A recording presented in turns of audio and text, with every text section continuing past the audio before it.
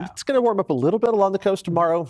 Not as much as the rest of the Bay Area. Let's take a look at the big picture pattern here. And what we're seeing is the storm track getting nudged a little bit farther to our north. There's still some cloud cover out there, but it really cuts off just north of the Bay Area. And an area of high pressure, big bubble of air in the atmosphere essentially, is nudging that storm track farther to the north over the next couple of days. We are going to see some passing clouds later in the week and even into the first half of the weekend, but no moisture out of those clouds. The next chance of rain is well beyond the scope of the 7-day forecast. You're going to see that in the long-range outlook in just a second.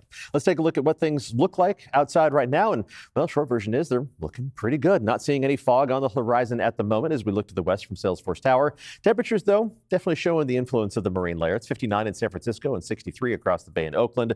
Inland temperatures, a mix of upper 60s and low 70s. If you're heading out to the Giants game this evening, expect appropriately cool April conditions. Shouldn't be overly breezy, and I think skies are going to remain clear. Not much fog as we head through the evening.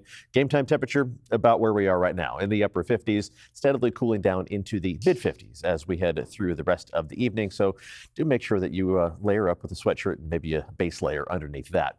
In terms of the fog, later on tonight, it's not going to be a major factor. So again, fog-free this evening. This is Futurecast fog simulation through 8 o'clock tomorrow morning. And you might say, that's not showing anything. That's the point. We're going to be seeing a little bit of fog trying to develop in the early morning hours tomorrow, just a little bit sneaking through the Golden Gate. Then some more fog developing off the coast as we head through tomorrow morning. That will probably fill in towards the coast by early afternoon. So the warm up that you get initially along the coast early in the day is not going to last too long. The onshore breeze and that marine layer cloud cover is going to be back as we head into the afternoon and evening hours.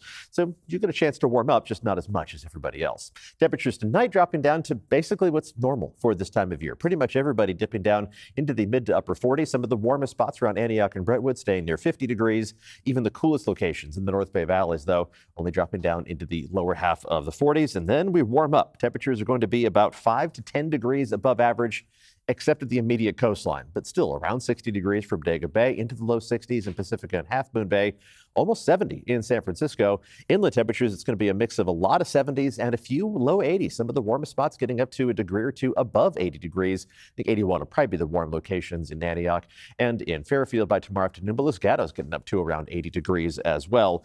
These are the warmest temperatures that we are going to see for a while. The temperatures start to back down a little bit, but we're not talking about a full-fledged roller coaster ride in the forecast. The warmth is going to stick around, and so is the pollen, because there are no rain chances to wash that out of the atmosphere. We're going to be in the highest category tomorrow, Thursday, and Friday, maybe retreating a little bit on Saturday as a wind shift maybe brings in some fresher air. But if you're especially sensitive to mulberry, oak, and ash, those are the top 3 allergens, but there's all sorts of other stuff.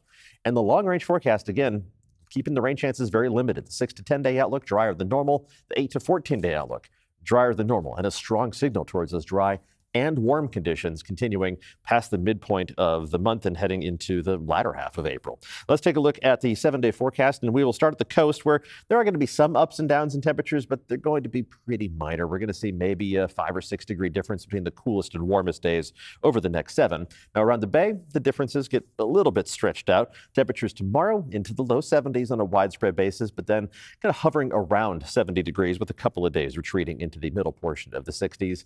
Again, it's not the full-fledged roller coaster ride that we can get in the month of June, but we are going to see about a 20-degree difference from the coast to inland tomorrow.